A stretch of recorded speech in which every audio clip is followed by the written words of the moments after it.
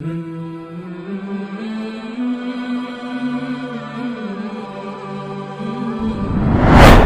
আমি আলোচনা করব জিলহজ মাসের ফজিলত এবং গুরুত্ব। সাধারণভাবে আমরা রমজান মাসের অনেক ফজিলত এবং গুরুত্বের কথা জানি এবং পাশাপাশি সে মাসের কদরও আমরা করে থাকি। যারা সারা বছর সিয়াম পালন করে না, সালাত আদায় করে না, তাদেরকেও অনেক সময় দেখা যায় মসজিদ আসতে।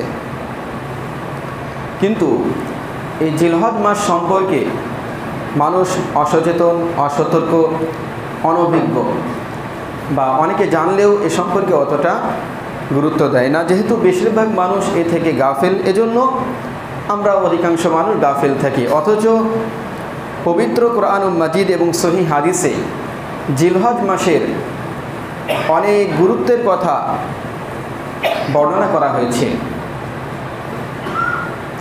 মহানবী সাল্লাল্লাহু আলাইহি ওয়াসাল্লাম তিনি বলেছেন, এই জিলহজ মাসেই হাজিরা হজ পালন করে থাকেন। তা শুরু হয় জিলহজ মাসের 8 তারিখ থেকে। এজন্য জিলহজ মাসের 8 তারিখকে বলা হয় ইয়াউমুত তারবিয়া বা পানি পান করার দিন। জিলহজ মাসের 9 তারিখকে বলা হয় ইয়াউমু আরাফা এবং জিলহজ মাসের 10 তারিখকে বলা হয় ইয়াউমুন নাহার তথা কুরবানির দিন। এই জিলহজ মাসের 8 তারিখে হাজিরা মক্কা থেকে সোজা মিনাতে অবস্থান করেন, মিনাতে চলে যান এবং পরের দিন সকালবেলায় তারা মিনা থেকে আরাফাতের ময়দানে অবস্থান করেন, আরাফাতের ময়দানে চলে আসেন এবং সারাটা দিন তারা আরাফাতের ময়দানে জিকির, আজকার, তাসবিহ, তাহলিল, দোয়া, প্রার্থনা তারা করতে থাকেন এবং আবার রাত্রিবেলায় সন্ধ্যার পরে তারা মুজদালিফায় ফিরে আসেন। অতঃপর 10ই জিলহজ মাসের 10 তারিখে আবার তারা মিনাতে উপস্থিত হন। সেখানে গিয়ে তারা কুরবানি করেন, মাথা মুন্ডন করেন, এভাবে তারা সাই, সাফা মারওয়া সাই করে থাকেন ইত্যাদি। এই যারা হাজি, যারা হজ করতে যান তাদের জন্য এই অনুষ্ঠানগুলি। এছাড়াও যারা হজের বাইরে থাকেন তাদের জন্য বিশেষভাবে মহানবী সাল্লাল্লাহু আলাইহি সাল্লাম ফজিলতের কথা বলেছেন। এটির উল্লেখ করা হয়েছে মিশকাত শরীফের 1460 নম্বর হাদিসে। আব্দুল্লাহ ইবনে আব্বাস রাদিয়াল্লাহু আনহু তিনি বলছেন, ওয়ান ইবনে আব্বাস রাদিয়াল্লাহু আনহু ক্বালা রাসূলুল্লাহ সাল্লাল্লাহু আলাইহি সাল্লাম, যে আল্লাহর রাসূল সাল্লাল্লাহু আলাইহি সাল্লাম বলেছেন, মা মিন আইয়ামিন আলা আমালুস সালিহু ফীহিন্না আহাব্বু ইলাল্লাহি মিন হাযিহিল আইয়ামিল আশারা।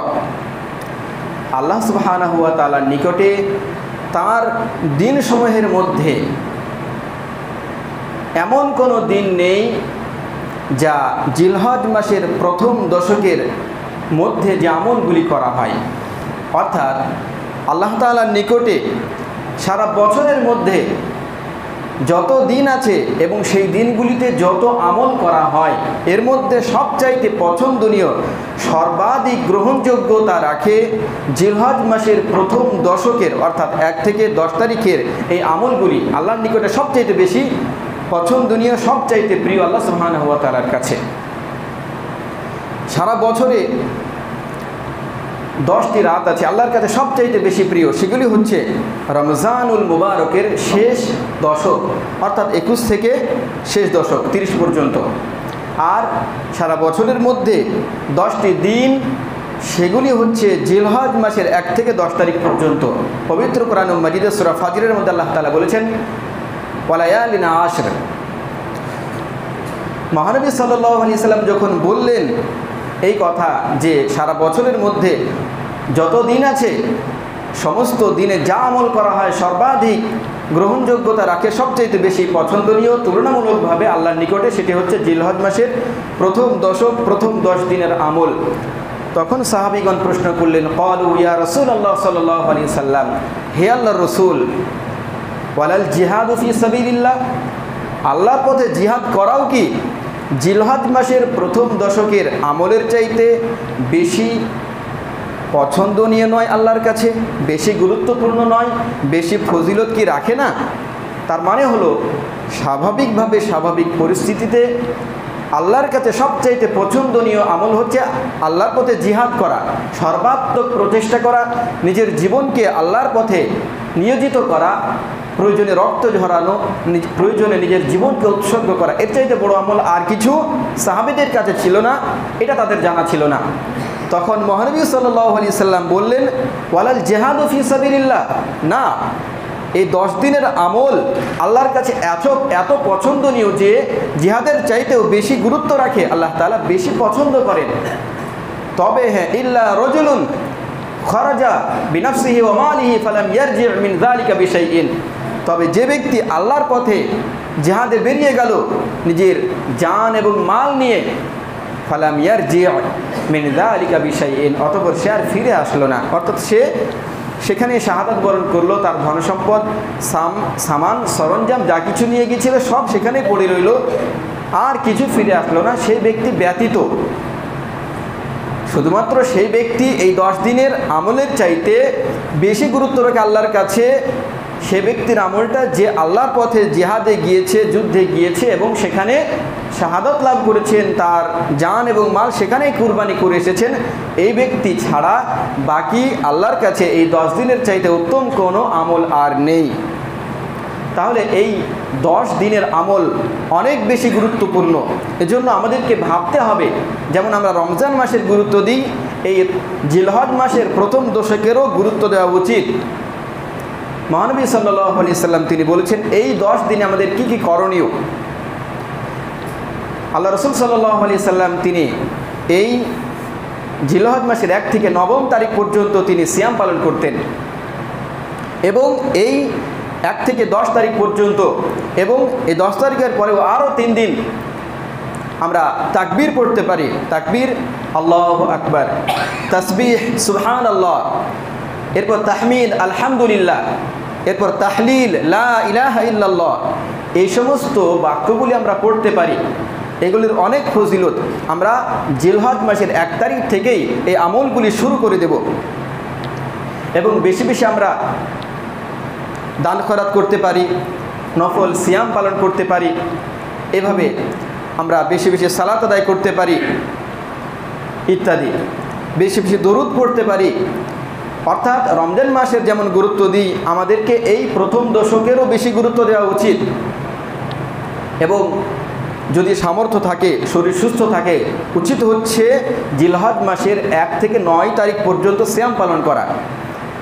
আর যদি কারো বিশেষ কারণ অসুবিধা থাকে, তাহলে কমপক্ষে জিলহজ মাসের 9 তারিখে ইয়াউমে আরাফা, আরাফার দিনে একটা সিয়াম পালন করা। যেহেতু মহানবী সাল্লাল্লাহু আলাইহি সাল্লাম তিনি বলেছেন, এটির উল্লেখ করা হয়েছে মিশকাত শরীফের 2044 নম্বর হাদিস, সিয়াম ইয়াউমে আরাফা, সিয়াম আরাফার সিয়াম, একটি সিয়াম আখতাসিবু আলাল্লাহ আন ইউকাফিরা সানাতাল্লাতী ক্বাবলা ওয়া সানাতাল্লাতী বা'দা। মহানবী সাল্লাল্লাহু আলাইহি সাল্লাম বলছেন, কেউ যদি আরাফাতের দিনের একটা সিয়াম পালন করে, তাহলে আমি আশা রাখি আল্লাহর কাছে তার বিগত জীবনের 1 বছরের এবং আগামী 1 বছরের টোটাল 2 বছরের গুনাহের কাফফারা হবে। সুবহানাল্লাহি ওয়া বিহামদিহি সুবহানাল্লাহিল আযীম। আর যদি কোনো প্রধানমন্ত্রী তো অনেক দূরের বিষয়, যদি আমাদের এলাকার কোনো মেম্বার, প্রধান, চেয়ারম্যান যদি বলেন কোনো একটা কথা যে তোমরা চলে এসো সন্ধ্যা 7টার সময়, তোমাদেরকে এই দেওয়া হবে, আমরা সেখানে ছুটে চলে যাই। যদি 10,000 টাকা করে দেওয়া হয়, সেখানে লাইন পড়ে যাবে। অথচ আমরা মুসলিম, আল্লাহর কথায় কতটুকু বিশ্বাস আমাদের ইমান কমতে কমতে, আমলের এত ঘাটতি যে ইমান কমতে কমতে তলানিতে ঠেকে গেছে। হতে পারে অনেক মানুষের ইমান নেই, এমনও হতে পারে। আজ আমরা দেখছি সমাজে যে কার গরুটা কেমন, কত ভালো গরু কিনেছে, কে কত বড় গরু কিনেছে, কত স্বাস্থ্যবান, অথচ একটিবার আমরা কি ভেবেছি, চিন্তা করেছি যে আমাদের নিয়ত কতটুকু আছে, কতটুকু আল্লাহর সন্তুষ্টির জন্য করছি। যে ব্যক্তি আল্লাহর সন্তুষ্টির উদ্দেশ্যে কোনো ভালো কাজ করবে, কখনোই সে বড়াই করবে না, মানুষকে দেখানোর জন্য কিছু করবে না, বরং সে চুপে চুপে করার চেষ্টা করবে, যাতে করে মানুষকে দেখিয়ে ফেললে হয়তো আমলটা নষ্ট হয়ে যেতে পারে এই ভয়ে। তাছাড়া অনেকে দেখছি আলহামদুলিল্লাহ কুরবানি দিচ্ছেন, অনেক বড় আমল এটি, যেহেতু কুরবানি এটা সুন্নতে মুআক্কাদা, গুরুত্বপূর্ণ রেকমেন্ডেড সুন্নাহ, অতএব অবশ্যই করুন কুরবানি। তবে আমাদেরকে সালাত আদায় করতে হবে তার আগে। কেউ যদি সালাত আদায় না করে তাহলে কি কুরবানি হবে? পবিত্র কুরআনুল মাজিদ আল্লাহ সুবহানাহু ওয়া তাআলা তিনি বলেছেন, বিসমিল্লাহির রহমানির রহিম, ইন্না আতাইনাকাল কাউসার, হে নবী আমি আপনাকে হাউজে কাউসার দান করেছি। ফাসাল্লি লিরাব্বিকা, আপনি আপনার প্রভুর জন্য সালাত আদায় করুন। ওয়ানহার, অতঃপর কুরবানি করুন। এছাড়াও আল্লাহ তাআলা বলেছেন, আমাদেরকে শিখিয়েছেন যে ইন্না সালাতি, তোমরা বলো আমার সালাত, ওয়া নুসুকি, আমার কুরবানি, আমার জীবন, আমার মরণ সব কিছু আল্লাহর জন্য। এখন আমাদের সালাতের কোনো খবর নেই, তাহলে কুরবানিটা কেন দেওয়া হচ্ছে? হতে পারে অনেক মানুষ এমন ভাবছেন যে সালাত আদায় করলে তো আমরা কোনো ক্রেডিট পাই না, সরাসরি ডাইরেক্ট ক্যাশ কিছু পাই না, নগদ কিছু পাই না, তাই সালাত আদায় করে অত কী লাভ? কিন্তু কুরবানি করলে তো নগদ আমরা গোশত পাচ্ছি, আমরা খেতে পাচ্ছি। এজন্য কুরবানির ক্ষেত্রে এত উৎসাহ উদ্দীপনা, আস্তাগফিরুল্লাহ, এমনটা যেন কারো মনে না থাকে। এখন অনেকে হয়তো প্রশ্ন করবেন, আচ্ছা তাহলে কি কুরবানি করা যাবে না? আমরা তো অনেকে সালাত আদায় করি না 5 ওয়াক্ত, তাহলে কি কুরবানি করব না? আমি এমনটা বলছি না।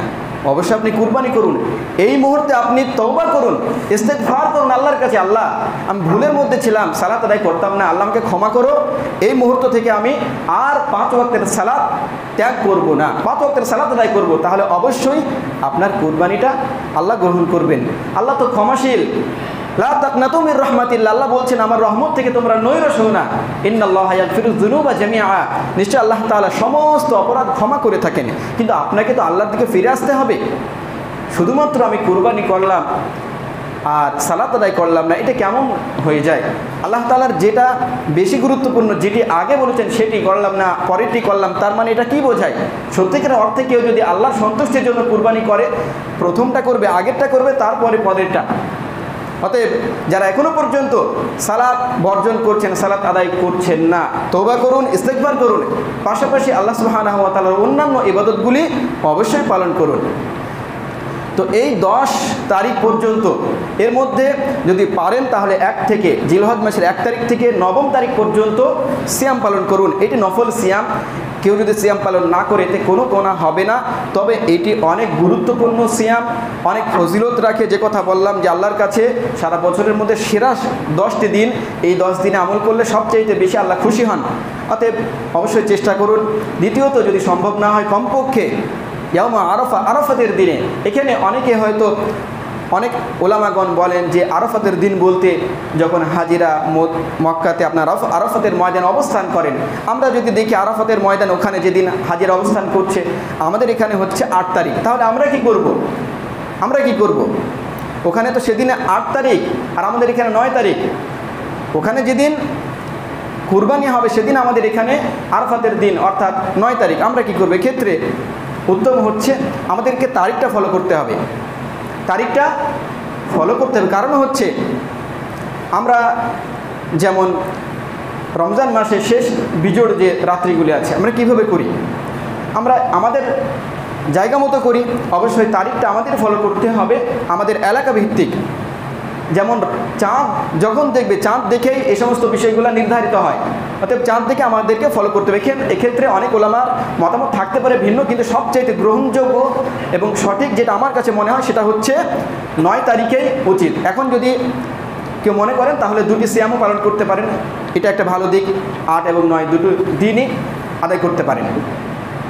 এর পরের বিষয় হচ্ছে জিলহজ মাসে আর কি কি করবেন না, সেটা হচ্ছে যেহেতু এই মাস 10 তারিখ পর্যন্ত অনেক ফজিলত রাখে, এখন আপনি যে সমস্ত খারাপ অভ্যাসগুলি আছে ছেড়ে দিন, আল্লাহর রাস্তায় বর্জন করুন, সেগুলিকে না করে দিন এবং ভালো আমলগুলিতে অভ্যস্ত হন।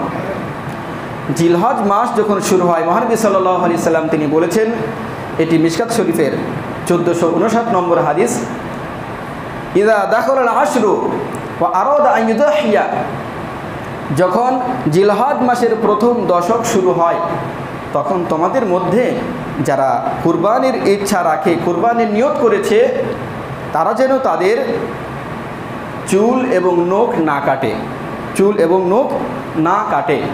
অর্থাৎ জিলহজ মাস শুরু হলে যতক্ষণ পর্যন্ত কুরবানি সম্পন্ন না করা হচ্ছে ততক্ষণ পর্যন্ত আপনি চুল এবং নখ কাটবেন না। আজ হচ্ছে জিলকদ মাসের 27 তারিখ, আগামীকাল 28 তারিখ শনিবার, 29 তারিখ হচ্ছে রবিবার। খুব সম্ভবত রবিবার 29 তারিখে শেষ, 29-এ মাস হওয়ার সম্ভাবনা বেশি।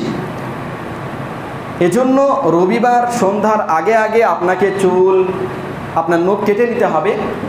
তারপর রবিবার সন্ধ্যার পর থেকে আর কাটবেন না। তবে অবশ্যই চাঁদ ফলো করতে হবে আমাদেরকে। আমি যে বলছি রবিবার এটাই শেষ তা নয়। যদি 29-এ মাস হয় তাহলে রবিবার, আর যদি 30-এ মাস হয় তাহলে সোমবার সন্ধ্যা পর্যন্ত হবে। এটা আপনাকে দেখে নিতে হবে। এক্ষেত্রে হাদিসে বলা আছে চুল এবং নখ, দাড়ির কথা কিন্তু বলা নেই এখানে, যে দাড়ি কাটবেন না এই কথা বলা নেই। কেন বলা নেই? কারণ হচ্ছে দাড়ি রাখা তো ওয়াজিব। মহানবী সাল্লাল্লাহু আলাইহি সাল্লাম দাড়ি কাটতে নিষেধ করেছেন, গোঁফ খাটো করতে বলেছেন। তিনি বলেছেন যে তোমরা দাড়িকে লম্বা করো, গোঁফকে খাটো করো। আমরা মুসলিম, তাই আমাদেরকে মহানবী সাল্লাল্লাহু আলাইহি সাল্লামের কথা মান্য করা উচিত। অনেক মানুষ দেখা যায় যে কুরবানির দিন সকালবেলায় দাড়ি মুখ চেঁচে একেবারে সেখানে ঈদগাহের ময়দানে উপস্থিত হন। আস্তাগফিরুল্লাহ, নাউযুবিল্লাহ। এটা বড় অন্যায়। দাড়ি রাখাটা ওয়াজিব। মহানবী সাল্লাল্লাহু আলাইহি সাল্লাম সহ পৃথিবীতে যত নবী রাসূল এসেছেন প্রত্যেকটা নবী রাসূলের দাড়ি ছিল, প্রত্যেকটা নবী রাসূলের দাড়ি ছিল। শুধুমাত্র আমাদের নবী বলেই নয়, অনেক বিধান আছে যেগুলি এক এক নবীর ছিল, কোনো নবীর ছিল না, বা পর্যায়ক্রমে হয়তো চেঞ্জ হয়েছে। কিন্তু দাড়ির বিষয়টা ভিন্ন, দাড়ির বিষয়টা শুরু থেকে আছে। মহানবী সাল্লাল্লাহু আলাইহি সাল্লাম তিনিও রেখেছেন। অতএব দাড়িটা রাখতে হবে অবশ্যই, দাড়ি রাখা ফরজ। দাড়ি যে কাটে সে সব সময় গুনাহের মধ্যে লিপ্ত। 24 ঘন্টা যে চুরি করে, সে চুরি করলো, মালটা চুরি করলো, সে অপরাধ হলো। একটা নির্ধারিত একটা গুনাহ সে কামাই করলো, একটা সীমিত একটা গুনাহ সে কামাই করলো। কিন্তু যে দাড়ি কাটে, চাঁচে, চেটে ফেলে, সে 24 ঘন্টা গুনাহের মধ্যে লিপ্ত। মহানবী সাল্লাল্লাহু আলাইহি সাল্লামের কাছে একবার পারস্য থেকে কিছু দূত এসেছিল, দুজন ব্যক্তি। তো মহানবী সাল্লাল্লাহু আলাইহি সাল্লাম তাদের দিকে তাকাচ্ছিলেন না। তাদের চেহারা ছিল দাড়ি চেঁচে ফেলেছিল আর গোঁফ রেখেছিল বড় বড়। অনেক মানুষকে দেখা যায় গোঁফগুলাকে বড় করে, দাড়ি নাই গোঁফগুলা বড় করে। এটা মুশরিকদের চিহ্ন, এগুলি মুশরিকদের চেহারা। এমনটা যেন মুসলমানরা না করে যে গোঁফকে বড় করছে, পাক দিয়ে পাকিয়ে পাকিয়ে রাখছে আর দাড়ি কেটে ফেলছে। এটা মুশরিকদের চেহারা। মহানবী সাল্লাল্লাহু আলাইহি সাল্লাম তাদের দিকে তাকালেন না। তখন তারা বলছে যে আপনি আমাদের দিকে না তাকিয়ে অন্যদিকে তাকিয়ে কথা বলছেন। আল্লাহ রাসূল সাল্লাল্লাহু আলাইহি সাল্লাম বললেন, তোমাদের দেখে আমার ভালো লাগছে না। কারণ হলো তোমাদের এই চেহারা সুরত কে করতে বলেছে এমন? তারা বলল, আমাদের বাদশাহ, আমাদের প্রভু। মহানবী সাল্লাল্লাহু আলাইহি সাল্লাম বললেন, আমার প্রভু বলেছেন দাড়ি লম্বা করতে আর গোঁফকে খাটো করতে। তাছাড়া আমরা জানি যে সিংহের কেশর থাকে, কেশর থাকে সিংহের, আর সিংহীর কিন্তু কেশর থাকে না। একেবারে পুরুষের দাড়ি থাকবে, মহিলাদের দাড়ি থাকবে না। এটা নারী পুরুষের অন্যতম একটা পার্থক্য। অতএব অবশ্যই দাড়ি রাখুন। দাড়ি কাটা মানে আল্লাহর সুন্নতকে বর্জন করা, সুন্নতকে কুরবানি করে দিচ্ছেন আপনি। এটা কিভাবে করতে পারেন আপনি? এটা বড় অপরাধ।